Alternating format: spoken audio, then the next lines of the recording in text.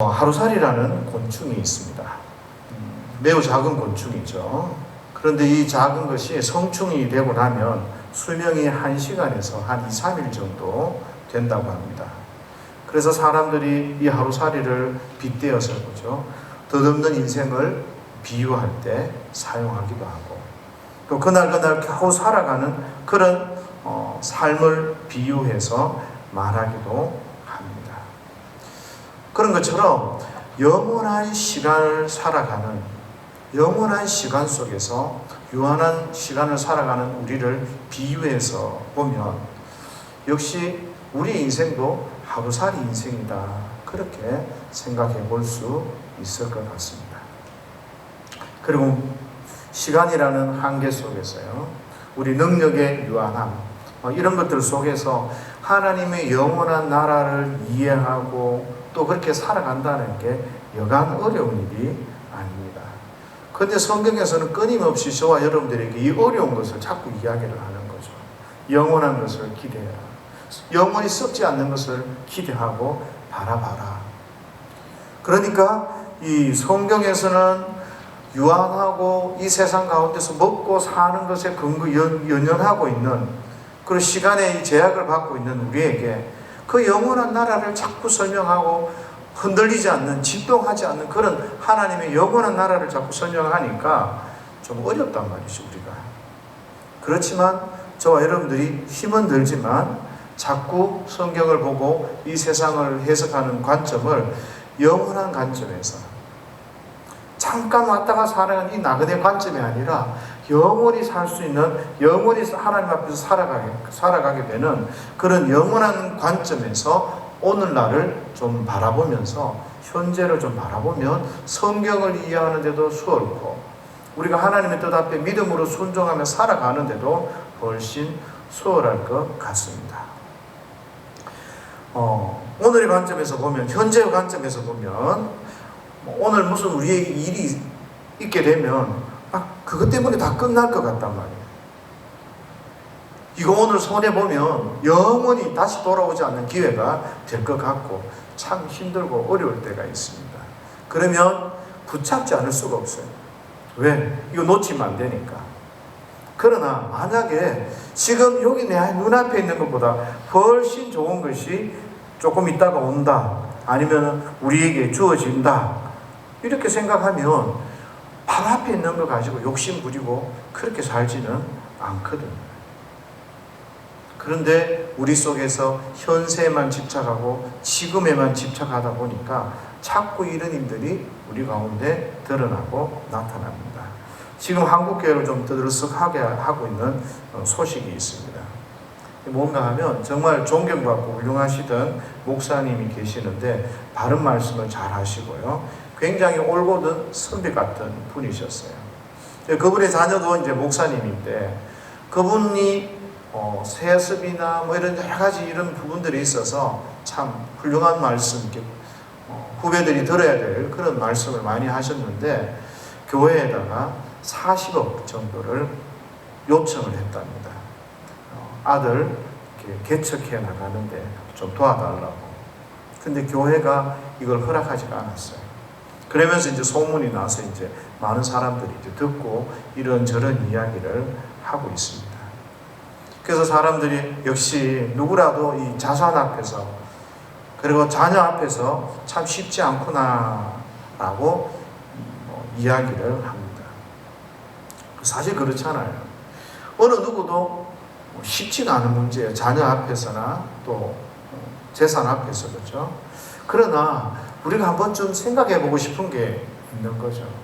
만약에 교회에서 40억이 아니라 하나님께서 조금 있으면 60억을 주신다고 하면, 그러면 40억을 요구하겠냐? 우리가 잠깐 뒤에 있을 일도 정확하게 알지 못하지만 사실 영원한 관점에서, 하나님 나라의 관점에서 그렇게 보면 그런 모든 것들을 좀 내려놓기도 하고 무엇이 더 좋은 것이고 훌륭한 것이고 귀한 것인가를 생각해야 되는데 우리가 현재만 바라보는 거죠. 바로 지금 그런 거 아니겠습니까? 그 목사님도 그럴 것 같잖아요. 지금 내가 만약에 더 쇠약해지거나 내가 없어지거나 이렇게 하면 상황이 달라질 것 같죠. 그러니까 지금 기회가 있고 힘이 있을 때 그래도 교회에다가 이야기를 좀 해봐야 되지 않겠나. 뭐 이런 거 아니겠습니까? 근데 우리가 이런 것들을 자주자주 깜빡깜빡 놓쳐버리는 거죠. 우리는 하나님이 말씀하시고 요구하시는 대로요, 영원한 그 관점에서 현실을 좀 바라보고 기도하고 순종하며 살아가는 그런 훈련들을 좀 많이 했으면 좋겠습니다. 2026년도에 특히. 지금 당장은 죽을 것 같거든요.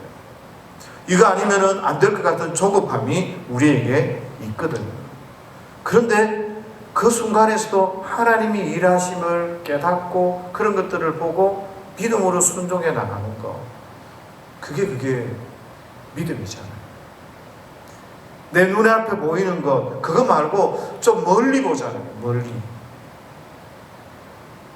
그러다 보면 내가 지금 중요하게 생각하는 이 가치, 이 일, 이런 것들이 영원한 것이 아니라는 것을 우리가 깨닫게 됩니다. 지금 내가 보기 좋고 내가 지금 선택하는 이게 결코 평생 좋은 것이 아닐 수 있고 그것이 때로는 나에게 나쁜 것으로 다가올 수도 있다는 것을 우리가 깨닫게 되는 거죠. 그래서 젊은이들은 막 그 앞에서 무슨 일이 있으면 이거 아니면 안 된다고 이야기를 해요. 그러나 연세가 드시고 세월을 쭉 지내오신 분들은 어떻습니까? 좀 기다려봐라. 두고 보자. 그렇게 이야기를 하는 거예요. 그래서 좀 우리가 멀리 좀 바라보고 전체를 좀 바라보면서 하나님의 뜻을 이해해야 할 필요성이 있습니다. 근데 대부분 저와 여러분들이 이런 부분들에 있어서 실수를 많이 합니다. 예전에는요, 천국이라는 것을 이야기하고 가르칠 때 내세에 굉장히 많이 치우쳐 있었습니다. 우리가 죽고 나서 가는 천국. 내가 천국이라 그러면 하나님의 나라다 그러면 내가 죽어서 가는 곳을 천국이다라고 이야기를 했습니다. 그래서 예수 믿는 사람들이 저 천국 바라보면서 현실 도피적 경향을 보이기도 했습니다. 세상에 살아가는 거 이거는 좀 뭐 이렇게 대충 살아도 되고 여기에서는 크게 의미를 두지 않고 막 그렇게 이 땅 가운데 살았습니다. 그러니까 사람들 가운데서 문제가 생기는 거죠. 현실 도피적이고 현실 가운데서도 하나님의 다스리심과 통치하심이 있어야 되는데 그런 것들을 잘 이해하지 못하고 우리 죽어서 가는 그 천국만 바라보게 되니까 사람들이 뭔가 조금 치우친 맛이 있다라고 해서 하나님의 나라에 대해서 천국에 대해서 목사님들과 신학자들이 다시 가르치기 시작했습니다. 이 하나님의 나라 그리고 나서 천국이라는 것은 하나님의 통치를 받는 것, 하나님의 통치를 받는 것, 이거를 설명하는 거거든요. 그래서 늘 죽어서 가는 저 천국만 생각을 하다가 이제 현세에서 누리는 천국을 이야기를 이렇게 하게 되니까 사람들은 자꾸 헷갈리고 오해를 하는 거예요. 신학자들이나 목사님은 이 통치의 개념, 다스림의 개념이 있어서 이 예수 믿는 사람들이 하나님의 다스림을 받고 말씀대로 살면 이 땅이 유토피아가 된다, 저 천국이처럼 그렇게 아름다운 세상을 이루어갈 수 있다라고 이야기를 하고 그렇게 모두가 다 서로 사랑하고 용서하고 이해하고 섬기면 그렇게 아름다운 공동체, 아름다운 교회의 모습을 만들어 가게 되잖아요. 그러면서 예수 믿는 사람다운 모습을 이 땅 가운데 드러내야 된다. 이렇게 가르쳤습니다. 우리가 이 땅에서도 그렇게 살아야 되고 죽어서도 그런 하나님의 나라에 가야 된다 가르치는데 문제가 자꾸 생기는 거죠.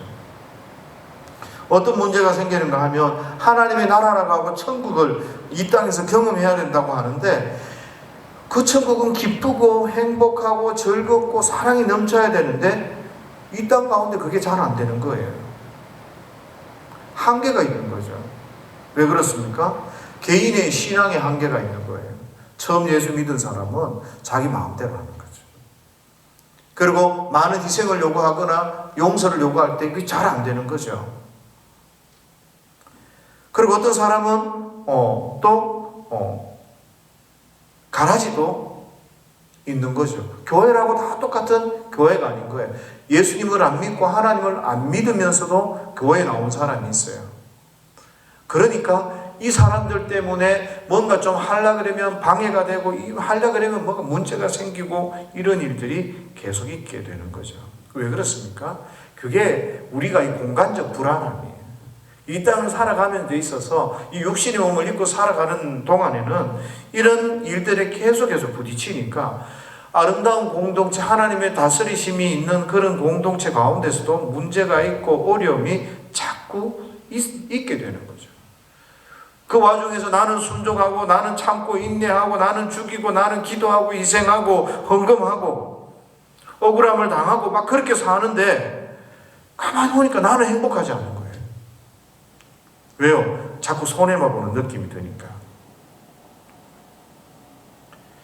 그래서 현재적 관점에서, 인간적 관점에서 보면 자꾸 손해만 보는 듯한 느낌들이 있는 거죠. 만약에 이 부분들에 있어서 우리가 영원한 관점에서 우리가 하는 순종이나 이런 것들을 바라보지 못하면 우리는 굉장히 이해하지 못하게 되는 거예요. 우리의 삶을. 왜냐하면 헌금 많이 하신 분 가난할 수밖에 없죠. 돈을 많이 모아서 투자하고 재투자하고 또 돈 버는 사람보다 가난합니다. 그리고 교회 와서 봉사 많이 하시고 설거지 많이 하신 분 남보다 건강이 빨리 상합니다.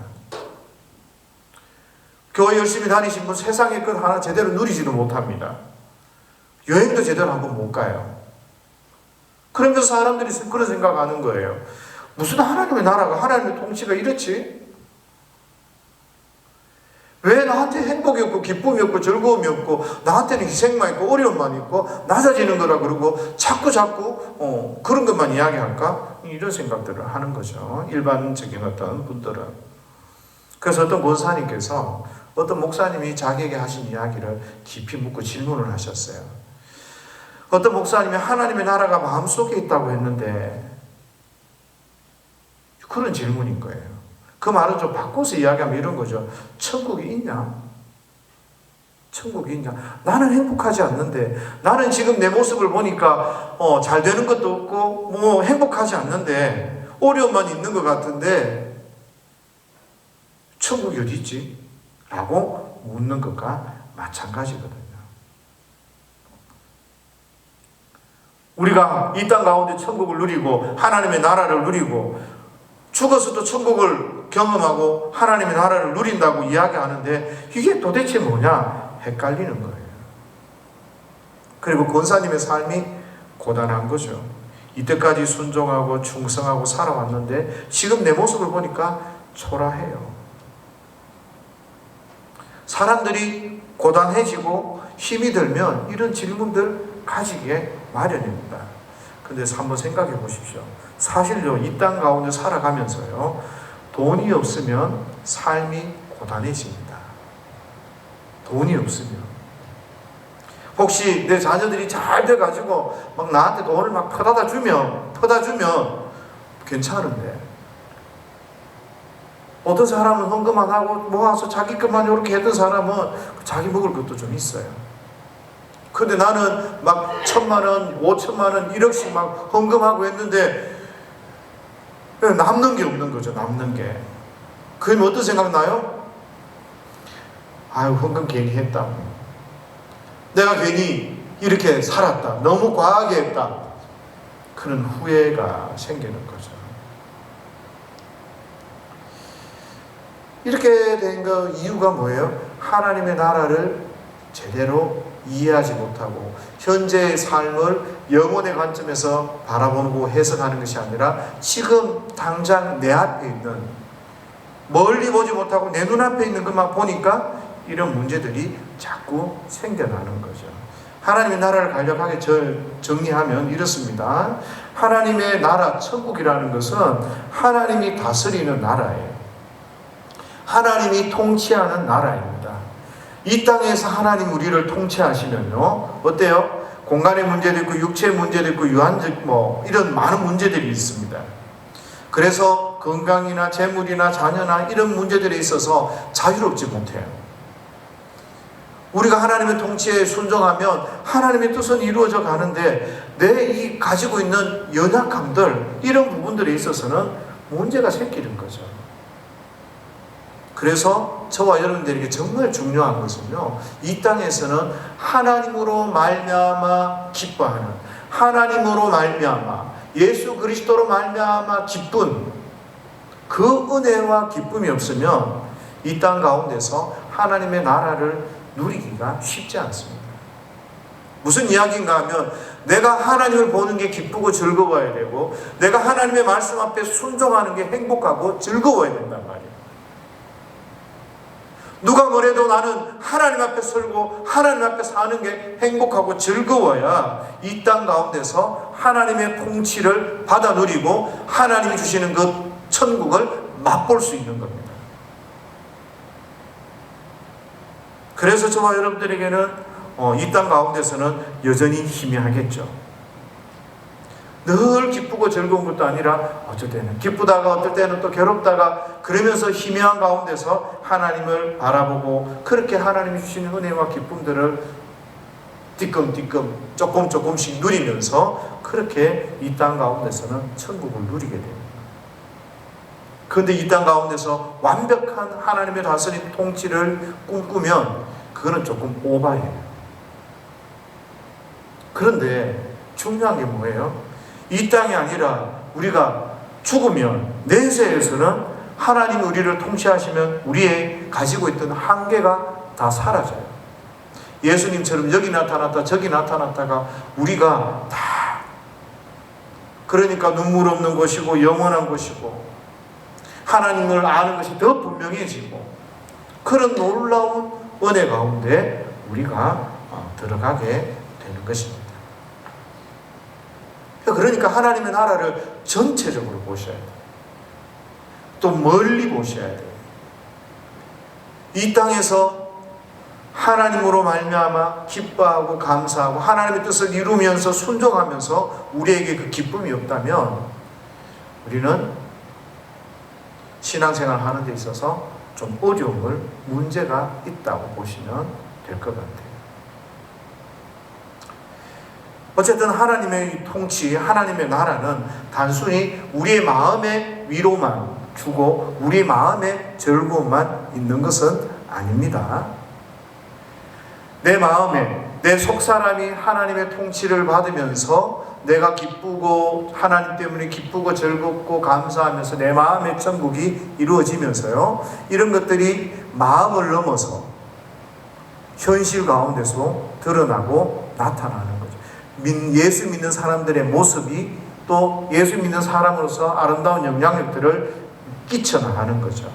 이런 사람들이 많으면 이 땅 가운데 좋은 공동체가 탄생하고 더 나아가서 온 인류가 그런 삶을 살면 유토피아가 이 땅 가운데 이루어진다라고 말할 수 있습니다. 그러나 그게 끝이 아니라는 거예요. 정말 왜냐하면 한계가 있기 때문에 온전하고 완전한 하나님의 통치, 하나님의 나라, 천국은요 죽어서 이루어져요. 그리고 영원한 하나님과 함께 완벽한 그런 하나님의 나라에서 하나님 천국을 우리가 누리게 된다라는 것을 저와 여러분들이 기억을 하셔야 합니다. 이게 뭐 때문에 어떻게 해서 볼 수 있어요? 조금 멀리 보고 그리고 나서 현세에 내 눈을 딱 집중하는 것이 아니라 영원한 그 하나님의 관점에서 볼 때 우리가 이해하기가 쉽습니다. 그러면 반대로요, 지금 내가 하나님으로 말미암아서 하나님의 통치를 받지 않으면,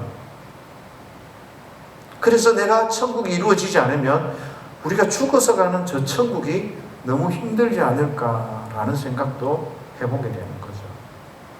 그래서 저와 여러분들이 믿음을 이렇게 다시 한번 정의하면 좋겠어요. 믿음은요, 하나님의 다스림, 하나님의 통치를 받는 것, 그게 바로 믿음인 거예요. 하나님의 말씀에 순종하지 않고 내가 믿음이 있다, 그런 말은 할 수가 없다 라는 것을 좀 기억하시면서 오늘 본문 말씀을 좀 보면 좋겠습니다. 서설이 많이 길었지만요, 오늘 본문 내용도 설명한 내용하고 좀 비슷하게 봐야 될 관점이 있는 것 같습니다. 이스라엘 백성들도 이 현세적 관점에서 보니까요, 그들이 살고 있는 지금의 가나안의 신들이 너무 좋아 보이는 거죠.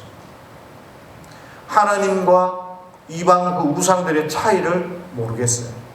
그리고 우상들이 훨씬 더 내가 원하는 것들을 가져다 줄 수 있는 풍요의 신, 부의, 이런 건강의 이런 것들을 줄 수 있는 것처럼 보이는 거죠. 그리고 거기에서 파생하는 그 문화 자체도 굉장히 좋아 보이는 거예요.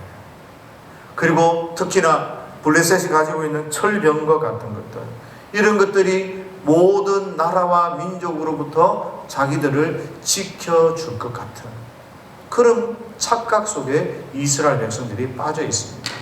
지금 타락의 길을 걸어가고 있는 엘리와 제사장들도 마찬가지인 거죠. 조금 더 멀리 보고 전체를 바라보고 그러면 하나님의 뜻을 깨닫고 이렇게 타락하지 않았을 것인데, 세상 것만 보이고 현재 것만 보이니까 지금 즐기지 않으면, 지금 누리지 않으면 내가 언제 누려? 그렇게 세상의 것을 쫓다 보니까 결국 지도자들도, 종교 지도자들도 하나님의 뜻을, 하나님의 다스림을 받기 싫고, 이스라엘 백성도 하나님의 다스림을 받기 싫어하는 거죠. 이런 모습을 하나님이 너무나 잘 아시는 거죠. 왜냐하면 3절에 나타나듯이 여호와는 지식의 하나님이라 행동을 달아보시느니라 라고 말씀하셨어요. 하나님은 이스라엘 백성들의 이런 행태를 너무나 정확하게 알고 있었습니다. 그래서 오늘 본문에서 다 읽었지만 오늘은 특별히 4절에서 8절까지요, 이런 잘못된 이스라엘을 하나님께서 어떻게 정리하시는가, 그리고 어떻게 이 세상 질서에 대해서 새로운 설명을 해주시는가, 이 부분이 4절에서 8절 말씀까지 드러나고 나타납니다. 간단하게 좀 설명을 보면요, 4절부터 8절까지 표현들이요 다 대조적인 그런 설명을 하고 있습니다. 용사는 꺾이고 넘어진 자는 다시 일어서고, 풍족한 자는 품을 팔게 되고, 줄이던 자는 이제 다시 줄이지 않고, 불인 여성은 이제 일곱을 낳아서 완전해지고, 그죠? 자녀를 많이 둔 자는 쇠약해지고, 죽이기도 하고 하나님은 죽이기도 하고 살리기도 하고, 서울에 보내기도 하고 건져내기도 하고, 가난하게도 하시고 부하게도 하시고, 낮추기도 하시고 높이기도 하시고, 이런 부분들을 대조를 하시는데, 저와 여러분들이 가만히 생각해 봐야 될 문제가 있습니다. 하나님께서 누구를 꺾으시고 누구를 일으키시는가요? 하나님께서는 어떤 풍족한 자는 가난하게 하시고 어떤 줄이던 자를 먹이시는가요? 하나님께서 누구를 죽이시고 누구를 살리시는가? 이거를 잘 살펴보셔야 된다는 거예요. 결국 8절 끝에 보면 하나님께서 가난한 자를 일으키셔서 가난한 자를 일으키셔서 높은 자리에, 영광의 자리에 앉게 하시겠다라고 말씀하십니다. 그러면 이 자리에 앉는 사람이 누구인가? 결국에는 잘못된 이스라엘, 지금 우상을 숭배하고 자기의 세상적인 길로 걸어가고 있는 그런 이스라엘을 하나님께서는 심판하시고, 그런 이스라엘이 그 영광의 자리를 차지하지 못한다는 겁니다. 하나님 앞에서 압제당하고 고통당하지만 정말 하나님의 백성다운 삶을 살고 하나님을 바라보고 있는 참 이스라엘, 그 사람이 그 영광의 자리를 차지하게 되겠죠. 부림의 여인이 누굽니까? 한나입니다. 한나는 7명을 낳지 못했습니다. 그러나 완벽하게 하나님께서 그에게 자녀를 주신다고 이야기를 하는 겁니다. 한나가 깨달은 거죠. 하나님을 향하여서 기도하고 하나님을 바라보면서 소망을 둔 그 사람을 하나님께서는 부끄럽지 않게 하시고 그를 새롭게 세우시는, 세상 사람들은 가진 자가 좋고 힘 있는 자가 좋고 능력 있는 자가 좋고 그것들이 끝까지 갈 줄 알았지만 한나의 눈에는 어때요? 그것들이 바뀌는 거예요. 질서를 바꾸고 하나님께서 심판할 자를 심판하시면서 새로운 삶을 주시겠다는 거죠. 가진 사람이 끝까지 그 영광의 자리에 서서 가지고 살아갈 것 같지만 그게 아니라는 거죠. 진짜 참 이스라엘, 하나님을 의지하고 하나님을 사랑하는 그 사람이 영광의 자리에 앉게 된다는 겁니다. 지금 이스라엘 백성들이 추구하고 있는 그거, 이스라엘 백성들이 구하고 있는 그 철병거, 명예, 부 이런 것들은 하나님 보시기에 진짜가 아니라는 거예요. 오히려 하나님께서 뭐라고 이야기하십니까? 나는 그것들을 멸할 것이다. 네가 힘을 의지하느냐? 그 힘 없게 하겠다. 네가 재물을 의지하느냐? 재물을 없게 하겠다. 그 풍요함 때문에 네가 높아져서 끝이 없느냐? 하나님 그것을 심판하겠다 라는 거죠. 가난하지만 불임의 삶을 살지만 아프지만 힘이 없지만 하나님을 찾고 있는 그 참 이스라엘, 그를 하나님께서 높이시고 영광의 자리에 앉게 하시는 게 그게 하나님의 법이고 하나님의 질서라는 거예요. 그래서 예수님께서는요, 신약에서 새로운 질서, 하나님의 법을 설명하시면서 뭐라고 이야기합니까? 세상의 법칙이나 세상의 질서 가지고는 하나님을 기쁘시게 할 수 없다는 거죠. 그러면서 그 법을 선포하시는데 마음이 가난한 자는 복이 있나니 천국이 저희 것입니다. 애통하는 자는 복이 있나니 저가 위로를 받을 것이요. 온유한 자는 복이 있나니 땅을 기업으로 받을 것이다. 우리가 생각할 수 없는 새로운 법을 이야기하는 거예요. 우리가 살아가면서 느끼는 게 뭡니까? 돈도 모아야 되고 철저하게 더 올라서야 되고 밟아야 되고 그래야 끝까지 버티고 살고 이길까 말까인데 예수님은 그런 말씀을 하시지 않는 거죠. 왜요? 질서가 바뀌고 새로운 질서를 통해서 하나님이 역사하십니다. 그러니까 예수님께서는 항상 바리새인이나 권력자들을 막 책망하시는 거예요. 자기들끼리는 얼마나 존경받을 만한 사람이었습니까? 그 당시에 지성인이었습니다. 훌륭한 사람들이었습니다. 그러나 예수님은 그들을 책망하셨습니다. 오히려 그런 사람들을 책망하고 교만하고 완악하고 자기 배를 불리는 그 사람들에게는 심판을 경고하고 오히려 겸손하고 죄를 고백하는 세리와 창녀들에게는 복음을 선포하시고 구원을 선언해 주셨습니다. 신약에서 하나님께서 죽이시고 가난하게 하실 리가 누구냐는 거예요. 바리새인이, 권력자들이. 영광의 자리를 앉게 하실 사람이 누구냐? 회개하고 주님 앞에 나와서 고민하고 있는 이 창녀들과 세리들, 이런 사람들을 하나님께서 영광의 자리에 앉히시겠다라고 말씀하는 거죠. 예수님은 그 사역을 통해서 하나님의 그 새로운 질서들을 보여주셨습니다.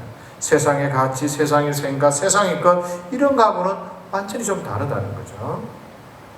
다시 본문을 돌아오면 이런 거예요. 잘못된 이스라엘의 생활, 우상숭배, 이 타락하는 거 있잖아요.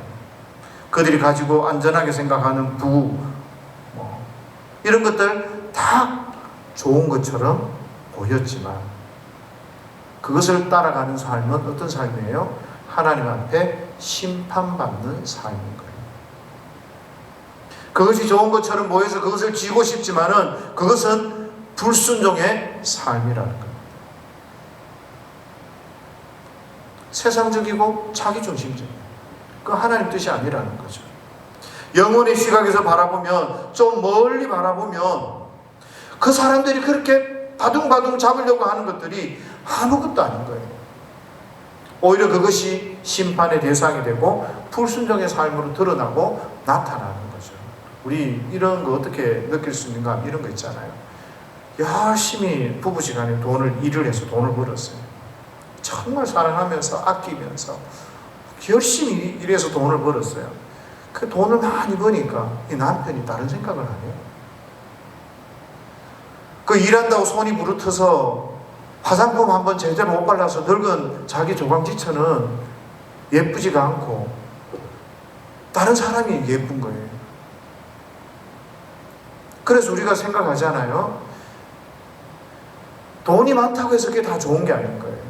건강하다고 건강을 통해서 잘못된 길을 가면 그것이 좋은 일이 결코 아니라는 거죠.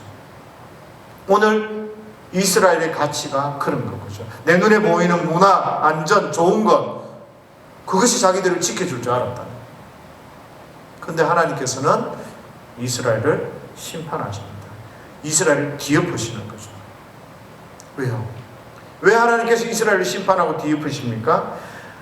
뒤엎어져야, 생각이 바뀌어야, 새로운 질서 가운데 들어와야 새로운 백성이 되는 거예요. 내 인생의 목적이 돈이 아니라 내 인생의 목적이 권력이 아니어야 그 사람이 진짜 인간다운 사람이 되고 제대로 된 사람이 된다는 거죠. 그래야 하나님의 말씀 앞에 순종할 수 있고 하나님의 통치를 온전히 받아들일 수 있어서 하나님이 기뻐하시는 그런 믿음의 사람들이 될 수 있게 된다는 겁니다. 결국은 그렇게 온전하게 변하고 바뀌고 하나님을 기뻐하는 사람들이 온전한 이스라엘이 되어져서 참 이스라엘이 되어져서 영광의 자리에 앉게 된다라는 겁니다. 그래서 야고보서에도 뭐합니까? 부한 자들 부러워하지 말라는 거예요. 그거 다 잠깐 있다가 없어질 거하고 마찬가지라는 거죠. 우리가 이 땅 가운데서도 돈이, 부가 우리를 망하게 하는 경우도 허다한데 이것들이 영혼의 관점에서 봤을 때 우리가 돈을 쫓으며 살아가는 인생, 그것은 결코 하나님 앞에 제대로 설 수가 없다라는 거죠. 그래서 저와 여러분들은 이 세상에 이끌려 살면 안 되고 세상 뜻을 추구하며 살면 안 되고 그렇게 잘못 살다가는 하나님의 심판 앞에 엄한 심판을, 경고를 받게 된다라는 거죠. 그래서 저와 여러분들은 우리 안에서 회개하고 우리를 낮추고 우리 가운데서 하나님의 뜻이 점점 세워지도록 그렇게 2026년도 한 해에도 그렇게 좀 잘 순종하시고 양육을 받으시면서 그렇게 하나님 앞에 나아갔으면 좋겠습니다.